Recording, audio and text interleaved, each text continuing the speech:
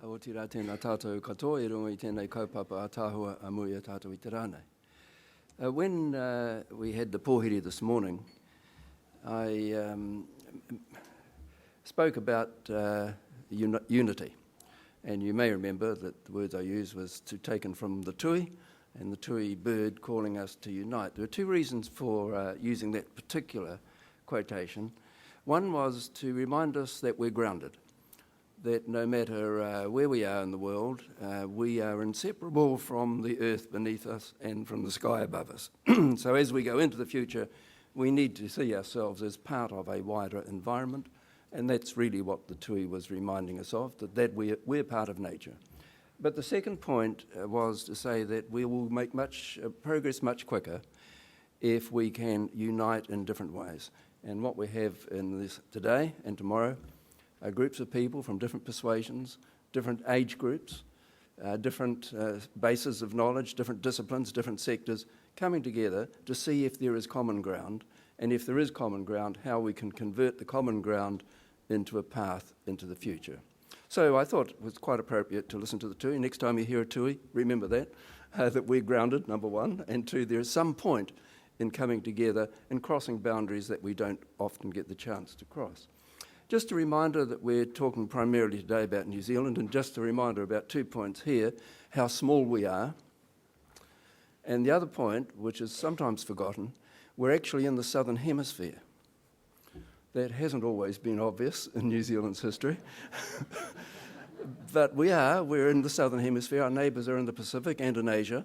They're our closest neighbours. It's quite a long way to get up north, but we are in the Southern Hemisphere.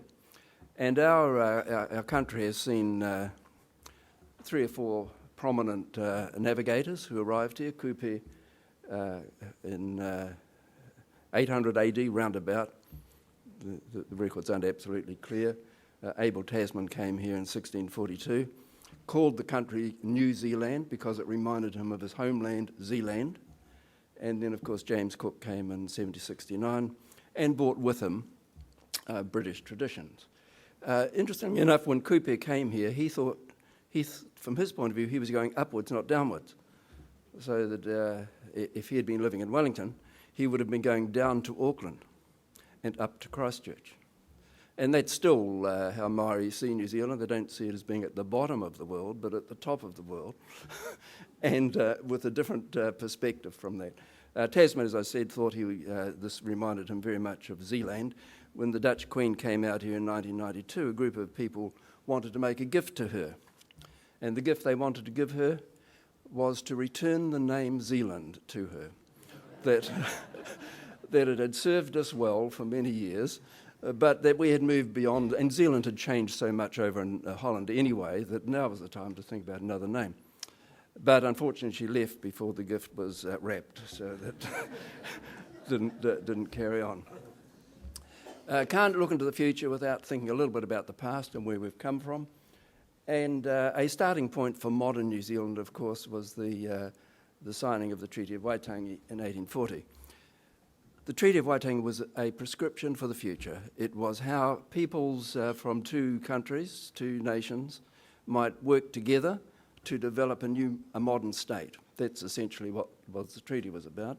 It's got lost a little bit in recitations about the past, but its objective was to move forward and to look at new economies, new ways of doing things, and in the new development, Māori and the Crown, British Crown, would play equal roles.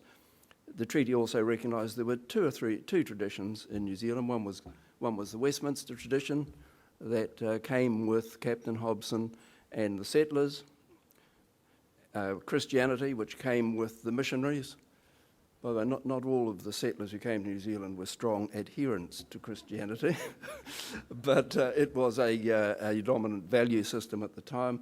And on the other hand, Māori were contributing indigenous worldviews that had been built up over the 800 or so years that they had been here. So the treaty then was the founding part of New Zealand as a modern nation. It didn't find New Zealand, but it was New Zealand as a modern nation. And it was essentially about the future. How is this country going to move forward into the future?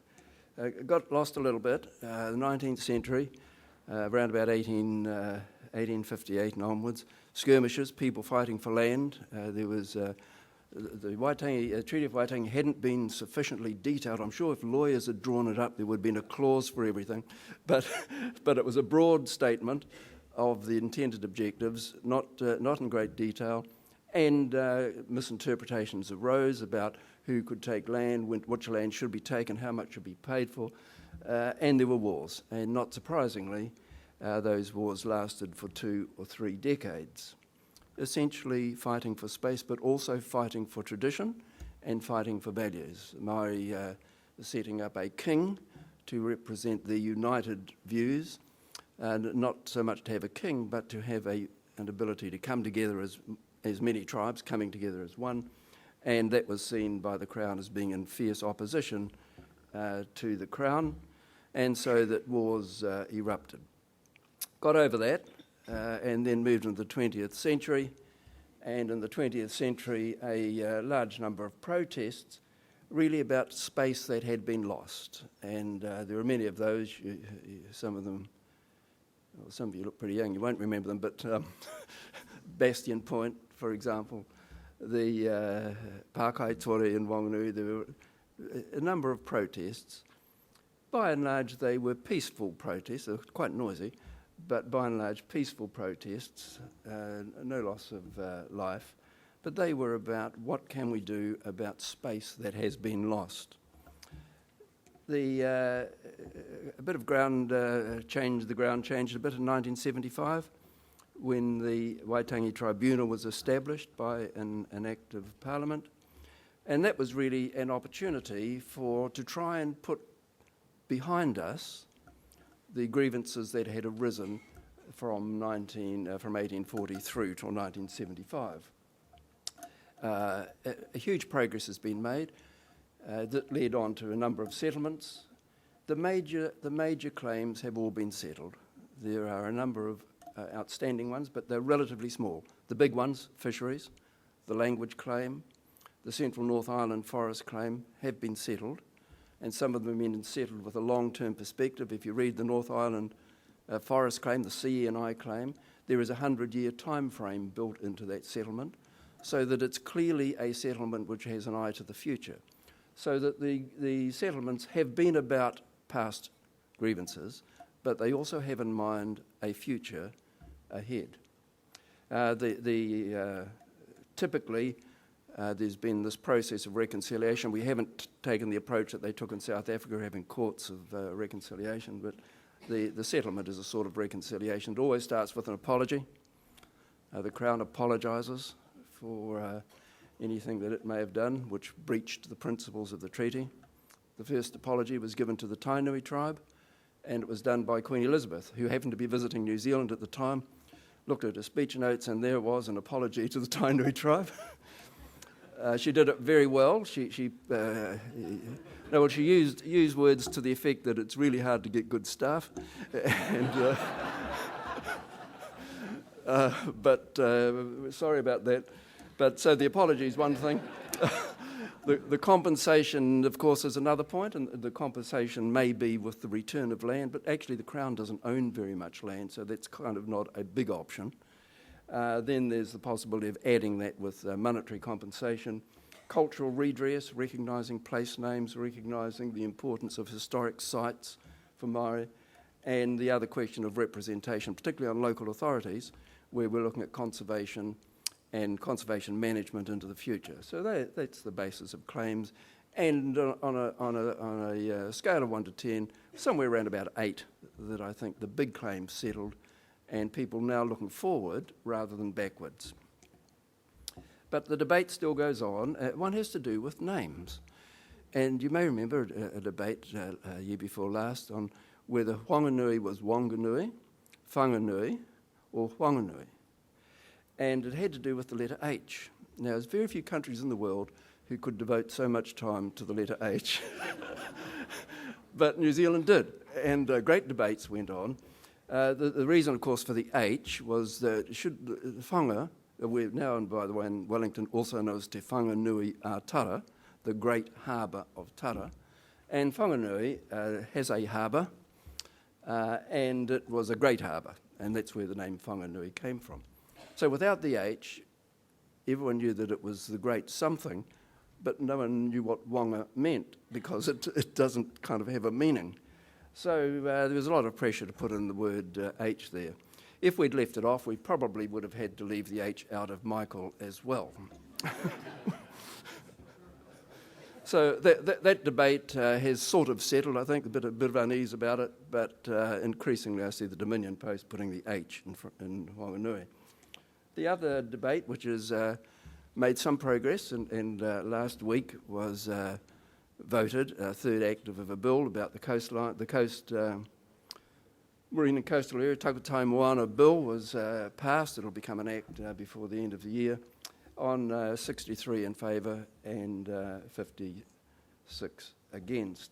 This is an act which has tried to tidy up this vexed question of who owns the coastline and the sea adjacent to the coastline. And it replaced an act which had been passed in 2004 and now says that, well, actually it's in the public domain. We all sort of own it, but if iwi have a particular claim to it based on continuous occupation, they can test out that claim in a court of law. And that's essentially the difference between this new act and the act that it has replaced. Not everyone was over the moon about it. A lot of iwi who would have difficulty perhaps meeting the test were not in favour of the bill. A number of other people who thought that Maori people are getting too much privilege in life and in New Zealand were also against the bill, so you had two groups at either extreme of the bill against it, so it must have been right. And in any event, it will become the law. And the third debate that's about to happen yet is the constitutional debate, the constitutional review, which this government has said it will conduct. And Peter Sharples and Bill English will both be leading that. It'll consider the term of Parliament into the future. It'll consider the Crown's relationship with Maori. Is that best done with seats in Parliament? Is there some other way in which it should do? It'll talk about New Zealand having a written constitution. We don't have a written constitution, one of the few countries in the world that doesn't. United Kingdom doesn't. They don't need one, they know exactly where they're going. But but we don't have one. I understand Afghanistan doesn't have one, and Trinidad and Tobago don't have one, and neither does New Zealand. But so the question will come up as to whether we should have a written constitution. And but the debate about whether we should become a republic or not is actually not in the terms of reference for this review. But it is going to be an important issue going forward. New Zealand has had a number of constitutional arrangements over the decades, over the centuries, and it is likely that there will be different constitutional arrangements into the future. Tribal authority was the number of tribes had kind of pretty much independent sovereignty over their own territories. If the territories got a bit small, they sometimes took some from the other nation, tribal nation. The idea that there might be a Maori nation was launched in 1835 with the signing of a Declaration of Independence, which was recognised in London as evidence of Maori sovereignty. Then we signed the Treaty of Waitangi and became a British colony. The dark period in our life, in our constitutional story, was that we were a dependency of New South Wales, briefly. Well, after the treaty was signed in 1840, we had no infrastructure that we could rely on, and so New South Wales became the administrative agency very briefly. And then in 1841 we were a crown colony, a British colony, and then became a self-governing colony, then a dominion. But it's only since 1986 really that we have been an independent country. I'm told people around the world find it slightly odd that our head of state lives 12,000 miles away. This is the nighttime job, obviously, but we are an independent nation, and of course when Queen Elizabeth comes here, she doesn't come here as the Queen of Great Britain and Northern Ireland, she comes here as the Queen of New Zealand, so that's her title here. We need to think a little bit about where we might be heading if we review our constitution. There's this challenge coming up by Peter Sharples and Bill English. How will the nation value indigeneity going forward? We've tended, that's essentially what the Treaty of Waitangi is about, is that we value indigeneity. We've had trouble working out exactly how to do that. But the question will still be asked, if we have a written constitution, if we change our current arrangements, how do we value indigeneity? Do we value it or not? Should we do it through the Treaty of Waitangi or in some other way? Undoubtedly, that'll be a question that is increasingly asked. And then this whole question of New Zealand's constitution, reminder that we are part of a bigger picture here, and should our constitution reflect the position that New Zealand has in the southern hemisphere, close to Asia, and within the Pacific. The constitution we have is based largely on a Westminster tradition, which was appropriate in colonial times. Have times changed? Should we be looking at a constitution that actually matches our future trade, our future technology, and of course our place in the globe? Should we become a state of Australia? Good God. It may not happen, so don't get worried, but would it make sense economically that we become another state of Australia? Should we be part of a organisation that hasn't yet formed, but which might? The United States of the South Pacific. We could put in a leadership claim there, just about this would be the Washington of the Southern Hemisphere. Should we stay as we are, or should we opt to have a republic, the Republic of Aotearoa New Zealand, or whatever? It may not be called that. It might be called the Republic of the Old New Zealand. But undoubtedly, these are issues that we will need to confront, and which we will confront in the future. But thinking about the future, really, and I can't add very much to the really fantastic talks we had earlier this morning, but that we're part of the globe, and whatever happens elsewhere in the world impacts on us. We can't pretend that it won't. We somehow felt for a while, I think, that we were absolutely immune from the hardships of the world. We're not. What happens in the Northern Hemisphere will have repercussions for us. What happens in Japan has repercussions for us, so that we're part of it. We're also part, and lay ourselves fairly wide open to colonisation by multinational corporates. That'll be the new type of colonisation, I expect. So we can't think about our future as if we were not part of a bigger picture, because we are, nor can we think of our future as if we were not going to be hugely affected by technological advances that will affect us in a big way, in all sorts of ways, good ways.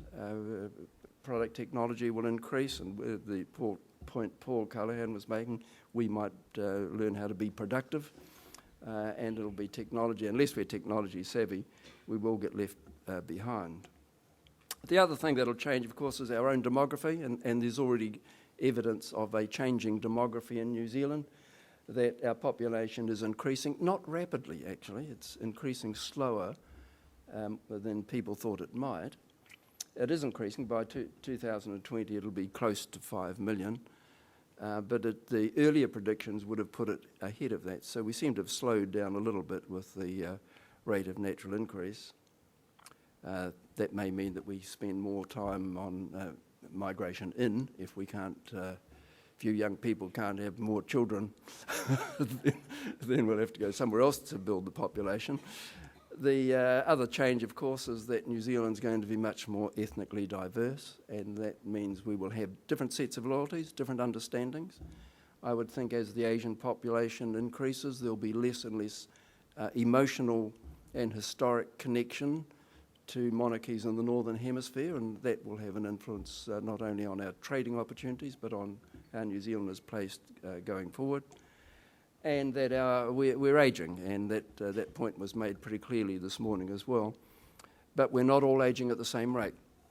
The Pākehā population is ageing quite rapidly, so that by 2021 the median age will be about 44. Pacific population ageing slowly.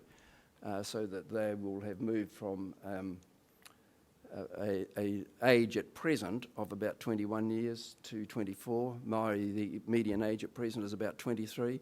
That will have moved to 26. So still quite youthful populations, which means that those two populations, Asian and Maori, will continue to increase at a fairly rapid rate. Well, all of these things, of course, are going to have a huge impact on the future, which was made pretty clear to us this morning. We're not powerless, of course, to change the future. I know some of the discussion this morning made me quite pleased I was the age I am.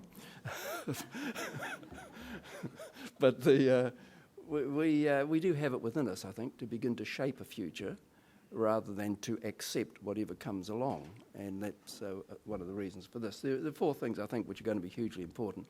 One is interdisciplinary insights. We will not appreciate and understand the world we live in today, let alone the world of tomorrow, if we divide ourselves into narrow sectors and narrow subject areas. Most of our learning in tertiary, certainly at the tertiary level, is done on relatively narrow basis, so that we have academic subject disciplines that seldom cross boundaries. Not a good way to go forward. It's the combined knowledge that will take us there. So we need deep knowledge, but also broad knowledge.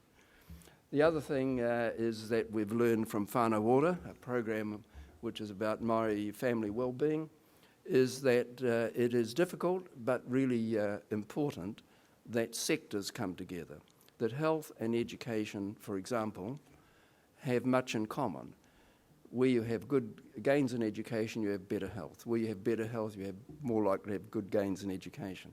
We have developed a sectorised approach. Families don't live in sectors. They don't live in education today and health tomorrow and justice the next day. They live in a total environment. And we haven't done very well in pulling those fragmented bits together. I think going forward, and this is what Whānau Ora is about, is that we've got to have better intersectoral collaboration. International linkages, I've mentioned, really important because we are part of the globe. We've got to be leading some of those, and I think we can, and we've got to take advantage of some of them. The other really important issue, and I was struck by it at the Pōhiri this morning, is the intersections of knowledge. Science is the dominant knowledge base that the world that we live in, but it's not the only knowledge base. Indigenous knowledge comes from quite a different perspective, and it's not as if they're in opposition because they get to a point but use different routes to get there. What is important is the interface between them, and we don't spend enough time at the interface. We spend quite a lot of time saying one is right and one is wrong. Different bodies of knowledge, they start from different points. If you're at the interface between them, there's an opportunity for creativity and inventiveness. So there is, I think, we underuse the methods of understanding and getting knowledge and moving forward because we don't listen to the Durie, which was essentially about uniting. The celebration of diversity, we're going to need to celebrate diversity much more because we'll be a much more diverse country in the future. And I think there's a little bit of ambivalence still in this country about celebrating the diversity. We've made huge steps from, in the last 25 years. If you had said kia ora when you answered a government telephone 25 years ago, you would have incurred the wrath of the Prime Minister. That's one example. Now, of course, it's kind of compulsory to say kia ora when you speak to anyone. 25 years ago, there were no Maori language speaking schools. There's now dozens of them. 25 years ago, there was no Maori health provider. There was one Maori health provider. There's now 270. So the world has been transformed. New Zealand's been transformed in 25 years, but there's much more to be done. The last 25 years has laid great foundations, I think, to move forward into the next era, whatever that's going to be. And of course, the really important point of we're not aiming just for economic well-being, the point raised in a question. We want social well-being as well as economic. We want environments to be pristine as much as possible. We want our heritage to be retained. We don't want to move forward and leave behind what's important to us. We want to take it with us, so it's part of our future. And we want to have a measure of control over the direction we're going in and how we're going to get there. So thank you for the invitation to be here. I think this workshop really is a tremendous opportunity to think. It's a luxury, really. I mean, most of us struggle. If we get to Friday, we're okay. But to be able to step out and think not about next Monday, but to think about 25, 50 years ahead is a rare opportunity. It's a bit of a luxury. Let's make the best of it so that when we come back in 2058, we'll be able to see how many of the things we thought would happen might have happened. To those of you who are under 20, when you come to this conference in 2058, you'll be leading it. You'll be the leaders. Those of you who are 30 will be amazing everyone with how well you can remember things that happened a long time ago. And the rest of us will probably send our apologies. But So thank you for the opportunity to be here and wish you well. I can't stay much longer here, but wish you well for the next day and a half or so. Just, we don't know what the future's going to look like. We've got a bit of an idea about what we ought to take with us to help us on the journey. And what I've looked at really are 5 things that will be useful to us as we move forward. Let's learn from the past, number one. Don't pretend that the past is irrelevant. The past is very relevant to the future. Let's learn from the journeys we've made in the past. Let's look for integrated solutions. Health, education, justice, Indigenous knowledge, science together. Age groups working together. Let's look for a better integration so that we can get a better understanding. Don't give away distinctive pathways, because for some people, one pathway to get to the same endpoint's important. Another group will use an entirely different pathway. We need not only to be tolerant of that, but we need to encourage it. That distinctive pathways are part of tracking our journey to the future. We ought to be thinking at the governance level about what sort of constitution is going to be relevant to us in the future, given where we are, given the type of country that we have. And we ought to be aiming for comprehensive outcomes that look at social outcomes, economic outcomes, environmental outcomes, and somehow having measures which can put those all together, and we actually don't have those measures at present. We will need them if we're going to aspire to having a comprehensive set of outcomes for individuals, for groups, for iwi, and for the nation as a whole. Kia ora.